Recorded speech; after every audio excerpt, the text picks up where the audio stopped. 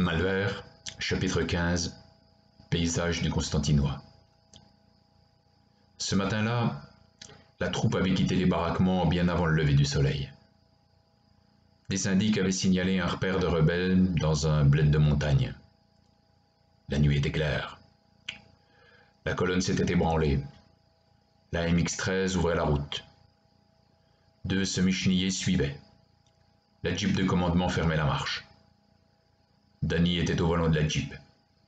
Après son permis militaire, il avait été promu conducteur du capitaine. On leur avait promis un support d'hélicoptère dans la matinée. Vers 6 heures, le convoi était dans les lacets de la montagne, ravin sur la droite en montant, à peine la place pour passer.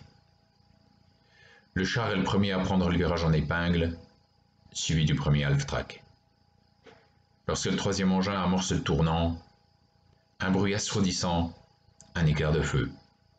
Le semi-chenillé se déporte sur le bord du précipice, reste en suspens quelques secondes en grinçant et vire dans le vide. Les cliquetés métalliques et la tôle froissée s'arrêtent 30 mètres plus bas.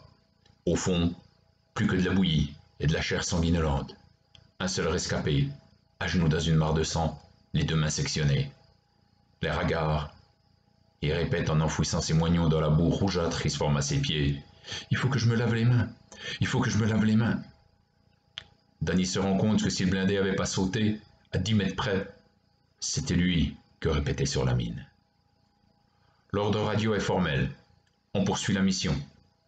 Il faut dénicher les Félagas coûte que coûte. On laisse quelques hommes. Une ambulance viendra chercher le blessé. Un convoi viendra s'occuper du reste. L'aftrac est foutu?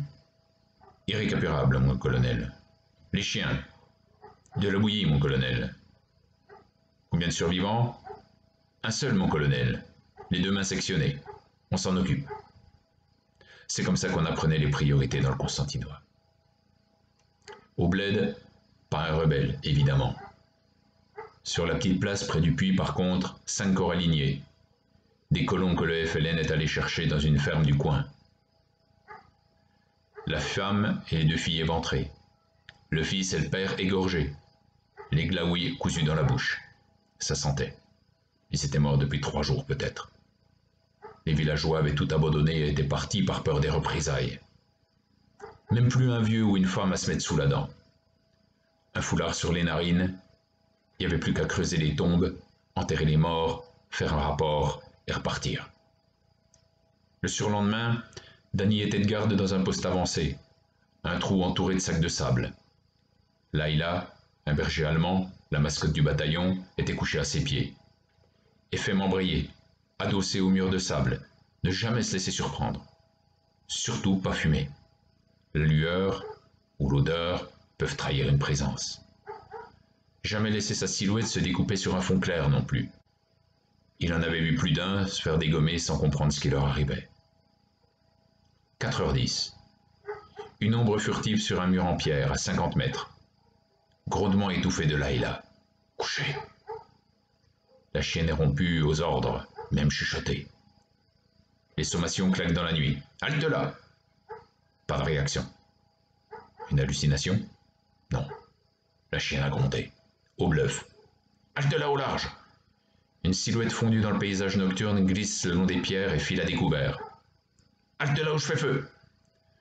Plié en deux, en zigzag, le spectre continue sa route. Première rafale dans la nuit. Ta ta ta ta ta ta ta.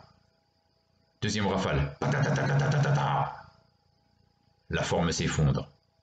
Gémissement étouffé. Les copains arrivent avec des torches depuis les baraquements. Pas question de se mettre en danger. L'automitrailleuse patrouille jusqu'au corps étendu. Apparemment, le gars est seul. Une balle lui a éclaté le pied.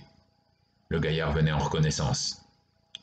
À Danny, ça allait lui valoir une citation et une médaille de reconnaissance de la nation. Lui, il s'en foutait. Il avait sauvé 2 fois sa peau en 2 jours. C'était tout ce qui comptait. À suivre.